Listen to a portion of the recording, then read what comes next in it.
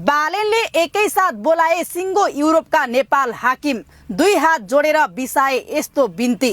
नेपाल ब्ल्याकलिस्टबाटै हट्दैछ। सिंहदरबार भित्र साँच्चीकै सुरु भयो नयाँ युग। मेटियो बिचौलियाको नामो निशान, जनताका कुरा सम्बोधन हुने गरी कोरिँदैछ कानुनका दफा। बालेनले विरोधका लागि विरोध गर्नेलाई बाइपास गर्दै सिङ्गो सिस्टम नै गर्दैछन् सफा।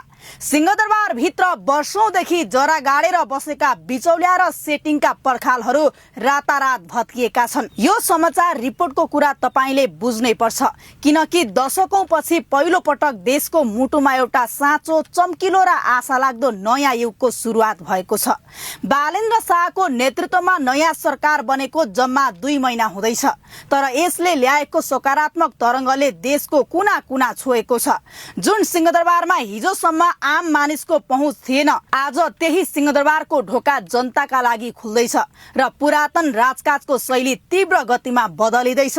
तथ्यले आफै सत्य बोल्दैछन्। शक्तिको आडमा वर्षौं काठमाडौँ नछाड्ने 6,500 भन्दा बढी कर्मचारीलाई देशभर खटाइएको छ, जसले अब दुर्गमका जनतालाई सहज सेवा दिनेछन्। नियम विपरीत प्रयोग भएका 650 भन्दा बढी सरकारी गाडी एकै पटक फिर्ता ल्याइएका छन्।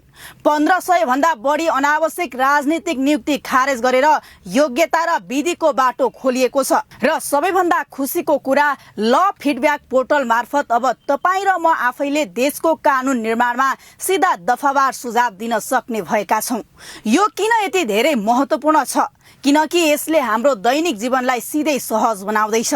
मालपोत, यातायात र नापी कार्यालयमा अब दलालको होइन, प्रणालीको राज चल्न थालेको छ। शून्य बाँकी फाइल अभियानले महिनौदेखि अल्झिएका जनताका काम अब घण्टौंमा हुन थालेका छन्। राज्यको ढुकुटी अब नेताको सुविधामा होइन, नागरिकको सेवामा लगानी हुँदैछ भन्ने बलियो विश्वास बलाएको छ। तर यहाँ देखिएको कुरा एउटा हो, नदेखिएको पाटो अझ गहिरो र सुखद छ। वर्षौंदेखि नेपाली जनताको मनमा गडेर बसेको यहाँ केही हुँदैन भन्ने चरम निराशा अब आशामा बदलिँदैछ। हिजोसम्म पहुँच र पैसा बिना काम हुँदैन भन्ने आम मानसिकता आज भत्किँदैछ। साँच्चै भन्ने हो भने यहाँ सिस्टममा सुधार मात्र होइन, सोचमै एउटा मौन तर शक्तिशाली क्रान्ति आइरहेको छ। पक्कै पनि दशकौं पुरानो फोहोर एकै पटक सफा गर्न सजिलो छैन। अदालतका केही अन्तरिम आदेश र परिवर्तनलाई रुचाउन नसक्ने पुरानो मानसिकता अझै पनि चुनौती बनेर उभिएका छन्।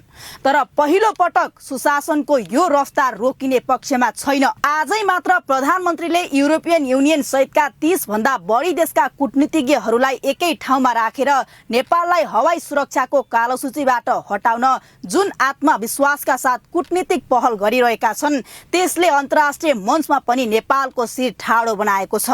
यो केवल केही 100 कर्मचारीको सरुवा वा गाडी फिर्ताको विषय मात्र होइन, यो नेपालको उज्यालो भविष्य, पारदर्शी शासन र नयाँ पुस्ताको भरोसाको बलियो जग निर्माण हो। 2062-63 यताका उच्च पदस्थ कर्मचारीको सम्पत्ति छानबिन सुरु हुनुले अब गल्ती गर्नेहरूले छुट पाउँदैनन् भन्ने स्पष्ट सन्देश दिएको छ। यो लोकतान्त्रिक जवाफदेहिताको सबैभन्दा सुन्दर र साहसिक अभ्यास हो। सिंहदरबारको गेटबाट बिचौलिया बाहिरिएसँगै आम नागरिकको आशा भित्र पसेको छ। दशकौंको प्रतीक्षापछि बल्ल एउटा यस्तो सरकार देखिएको छ जसले बाचा होइन, काम र व्यवहार बोलिरहेको छ। आशा गरौं अब यो देश सुशासनको बाटोबाट कहिल्यै पछाडि फर्किने छैन।